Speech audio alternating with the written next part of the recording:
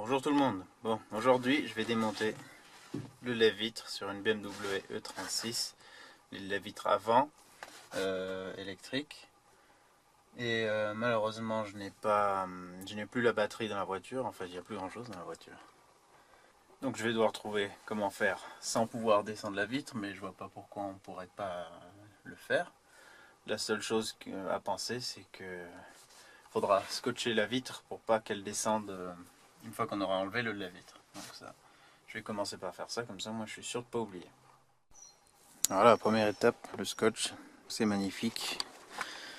Au moins ça devrait pas, on ne devrait pas avoir de mauvaise surprise avec la vitre qui tombe, parce que je vois pas par quoi elle peut être retenue, si ce n'est par le lève-vitre. Alors, le problème avec cela, c'est que ce sont des rivets et pas des vis, donc ça c'est forcément plus embêtant. Il vous faudra donc une perceuse avec une mèche à métal et un produit un peu lubrifiant. Bon, je vais utiliser ça, hein. Je sais pas du tout si c'est... Je m'y connais pas trop en perçage dans le métal, donc je vais mettre ça. J'ai déjà fait une fois sur autre chose, ça allait bien pour percer, donc voilà. Pas tourner trop vite avec sur du métal et bien lubrifier progressivement en permanence, et puis percer là-dedans pour pouvoir déloger le rivet. Donc voilà, ça va être la première étape, je vais faire ça. Et après ça, on aura encore une petite vis ici qui tient un des bras du lève-vitre. Ça sera facile, c'est du 10. Allez, c'est parti.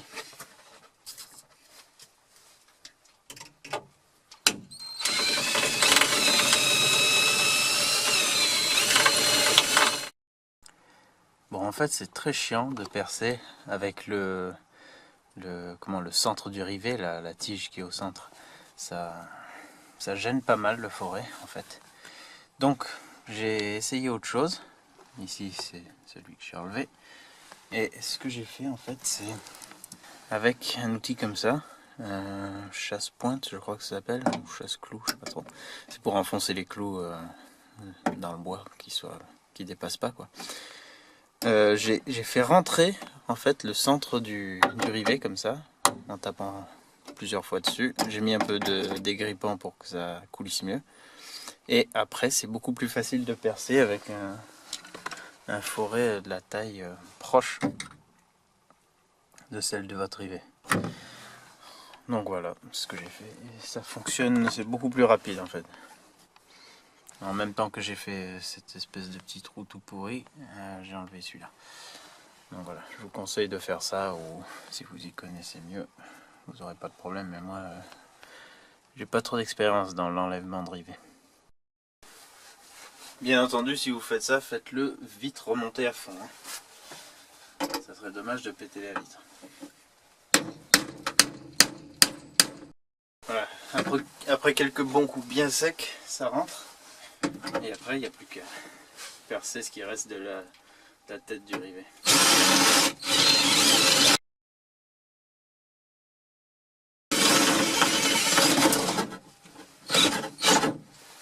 Voilà. Ça fait peut-être un peu bourrin, hein, mais ça fonctionne. Voilà, vous faites ça pour tous les rivets, sachant qu'il y en a un derrière la poignée. Donc là, c'est juste avec un cruciforme. Et pour l'enlever, il faut la faire coulisser en arrière, comme ça. Et là, vous avez encore un. Donc il y en a en tout 4, plus cette vis en 10. Voilà, les 4 rivets sont enlevés. Il reste encore les prises du moteur. Donc ça, c'est simple à débrancher. Voilà, et il reste donc plus que celle-ci. J'enlève celle en 10.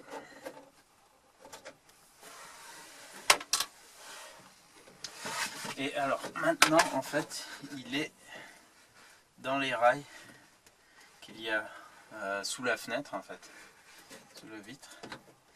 Et c'est pour ça que c'est plus simple, si on peut descendre la vitre, on voit bien où ils sont et on peut les sortir. Mais c'est pas un problème. Je pense qu'on va quand même pouvoir le faire sortir. Je vais vous montrer. montrer à quoi ça ressemble. On voit pas très bien, mais voilà, c'est là. On voit la petite roulette blanche là d'une des pattes du lave-vitre, et donc là on va la faire sortir du rail comme ça. Et l'autre, encore plus difficile à vous montrer, peut-être j'y arriverai même pas. Non, j'arriverai pas, mais bon, c'est le même principe, donc il faut déjà faire sortir une patte et ensuite l'autre. Je vais d'abord le faire sortir de cette patte. Voilà.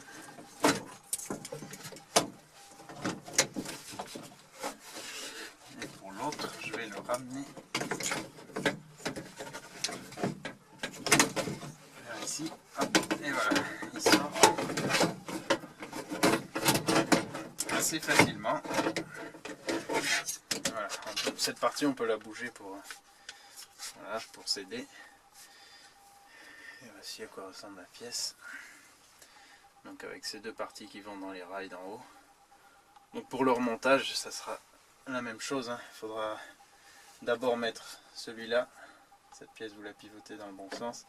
D'abord celle-ci, vous faites rentrer, ensuite vous alignez et vous mettez l'autre. Voilà, et sinon, voilà comment on le démonte. C'est la première fois que je le fais sur une BM. C'est en faisant qu'on fait, hein. Donc voilà, on y arrive. Si vous avez besoin de changer le moteur, on dirait que c'est juste 3 vis Torx. Ouais. Donc voilà. Malheureusement, il faut quand même enlever le lave-vitre si vous avez besoin de changer juste le moteur. Ça, c'est dommage, mais c'est comme ça.